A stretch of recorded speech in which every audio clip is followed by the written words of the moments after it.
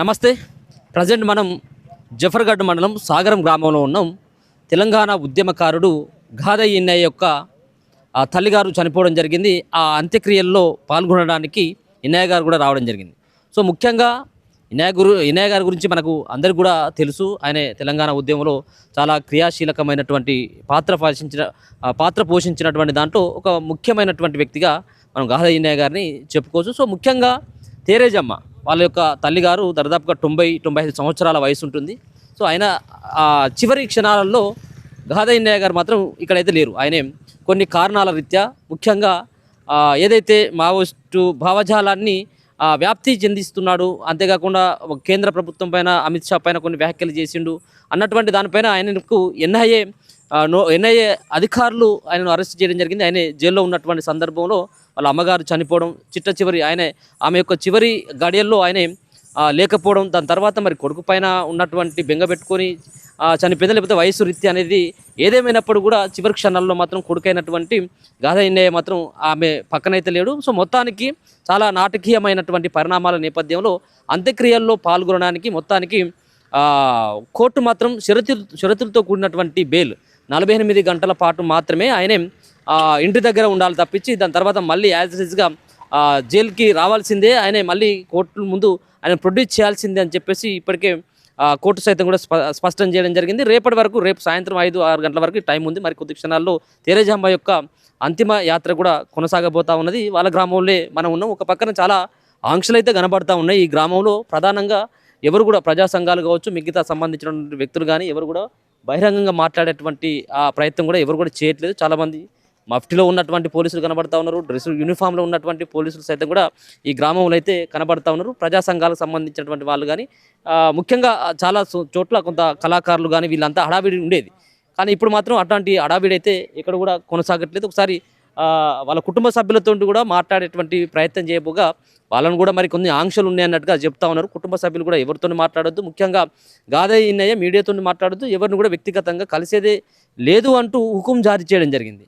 కేవలం ఏమన్నా ఉన్నట్టయితుంటే ఆయన చెప్పాల్సింది దూరం నుంచి తప్పించి ఆయనతో మాట్లాడేటువంటి ప్రయత్నమో లేకపోతే ఆయన ఇంకోరితో మాట్లాడేటువంటి ప్రయత్నం ఎక్కడ కూడా చేయదు. కేవలం కుటుంబ సభ్యులతో మాత్రమే మాట్లాడేందుకు కోర్టు అనుమతి ఇచ్చినటువంటి నేపథ్యంలో ఆంక్షలు అయితే కొనసాగుతా ఉన్నాయి. మరికొద్ది క్షణాల్లో ఆమె సంబంధించినటువంటి అంతిమ యాత్ర సైతం కూడా కొనసాగబోతా ఉంది. ఒక పక్కన అంత్యక్రియలు, అరెస్ట్ అయినటువంటి ఇన్నయ్య, సో షరతులతో కూడినటువంటి బెయిల్ మంజూరు చేయడం జరిగింది. ఎట్లా అర్థం చేసుకోవచ్చు? ఒక్కటి బ్రదర్, మీరందరూ మాలాంటి వాళ్ళు కనపడగానే చాలామంది బాధ్యత కలిగినటువంటి తెలంగాణ జర్నలిస్టులు అందరూ పేద ప్రజల తరపున ఎప్పటికప్పుడు మాలాంటి వాళ్ళం గలమెత్తేటువంటి వ్యక్తుల దగ్గర అది మాట్లాడండి అనే రీతిలో మా దగ్గర మీరు ముతికాడ మైకులు పెట్టారు. ఈ దేశంలో ప్రజాస్వామ్యం ఉంటే ఏదైనా మాట్లాడచ్చు. అరే సాటి మనిషి చచ్చిపోతే కన్నీళ్ళు పెట్టుకున్నా నీ మీద కేసులు పెడతాం, నిన్ను జైల్లో పెడతామనంటే ఏం మాట్లాడతాం? ఏం మాట్లాడలేం కదా. ఈ దేశంలో చాలామంది దొంగలు, దోపిడీదారులు, ఈ దేశాన్ని దోచుకున్నటువంటి 100,000 కోట్లు దోచుకున్నటువంటి చాలామంది దొంగలు ఉన్నారు. వాళ్ళందరినీ పట్టుకొని రండి, జైళ్ళల్లో పెట్టండి అని చెప్తా ఉన్నాం. అలా ప్రజల తరపున నోరు లేనటువంటి మనుషుల తరపున నోరు అయ్యేటువంటి మాలాంటి వాళ్ళు ఏడ్చినా తప్పే. కొన్ని పార్టీలకు భజన చేసేటువంటి మీడియా ఉన్నది, ఏడ్చినా తప్పే. మరి ఏం చేయాలి? ఇక్కడ ఉన్నటువంటి బీజేపీ ప్రభుత్వానికి జిందాబాద్ కొట్టాలి. మేము ఏమంటున్నాం అంటే అటు ఉద్యమకారుడు, తెలంగాణ ఉద్యమకారుడు అన్న తెలంగాణ వస్తే మన నీళ్లు మనకని, మన నిధులు మనకని, మన నియామకాలు మనకని ఆయన మాట్లాడుతుంటే చిన్నప్పుడు మేము విని నేర్చుకున్న వాళ్ళం కదా. ఈ నేల కోసం పనిచేసిన వాళ్ళం మేము. మాలంటోళ్ళు మాట్లాడినా సరే అర్బన్ నక్సలైట్లు, దేశ వ్యతిరేకులు, తుగుడే గ్యాంగ్ అంటే మరి ఎవరు దేశభక్తుడు? ఎవరు చెప్పండి. దేశభక్తికి నిర్వచనం ఏంటిదో రైట్ వింగ్ మీడియా కానీ లేకపోతే చాలామంది దేశభక్తులు అని చెప్పుకునేటువంటి వాళ్ళు చెప్పాలి కదా. దేశంలో అరే ఒక మనిషి చచ్చిపోతే పలానా వ్యక్తిని చంపేశారు, చంపకండి అని చెప్పాం కదా. అది పోలీసు వాళ్ళని నక్సలైట్లు చంపకూడదు, నక్సలైట్లను పోలీసు వాళ్ళు చంపకూడదు. మనందరం భారతీయులం. ఇక్కడ ఉన్నటువంటి సమస్యలని సామరస్యంగా ప్రభుత్వాలే కానీ పాలకులే కానీ పరిష్కరించి ప్రజలకు ఒక మంచి వాతావరణాన్ని తీసుకురావాలని మాలాంటి వాళ్ళు మాట్లాడితే ఏం మాట్లాడతాం బ్రదర్? మీరు మాట్లాడండి, ఏం మాట్లాడాలి చెప్పండి? ఏం మాట్లాడినా నేను జైల్లో పెడతారు, మిమ్మల్ని కూడా పెడతారు. ఇప్పుడు మిమ్మల్ని అనుకుంటా కదా, మొన్న బాధ్యత లేదా అని అన్నారు.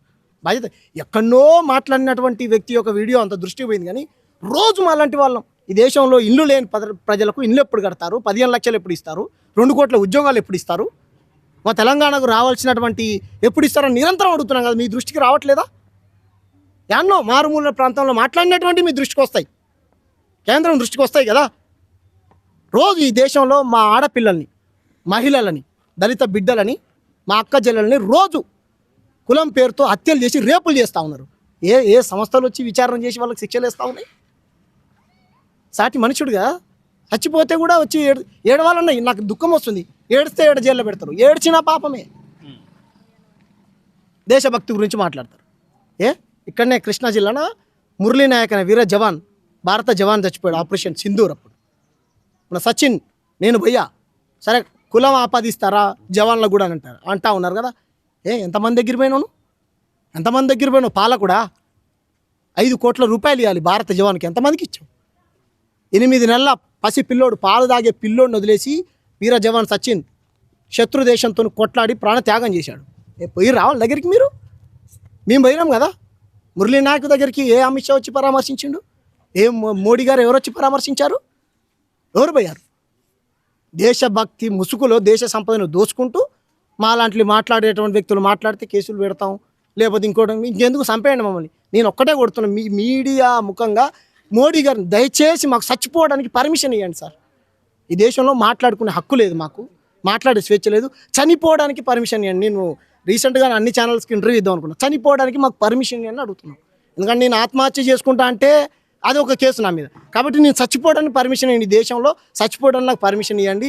ఏడవడానికి పర్మిషన్ ఇవ్వండి. ఎవరైనా చచ్చిపోతే, సాటి మనిషి చచ్చిపోతే ఏడవడానికి పర్మిషన్ ఇవ్వండి అని మీ ఛానల్లో ముఖంగా నేను కోరుతా ఉన్నాను పాలకులు. ఇదే ఈ దేశంలో. తెలంగాణ ఉద్యమకారుడు గాదే ఇన్నయ్య గారి తల్లి తెరేసమ్మ గారి మరణం చాలా బాధాకరమైన విషయం. ఒక గొప్ప పోరాట యోధుని కని ఈ సమాజానికి అంకితం చేసినటువంటి ఆ తల్లి ఈరోజు మన కళ్ళ ముందు లేకపోవడం చాలా బాధాకరమైన విషయం.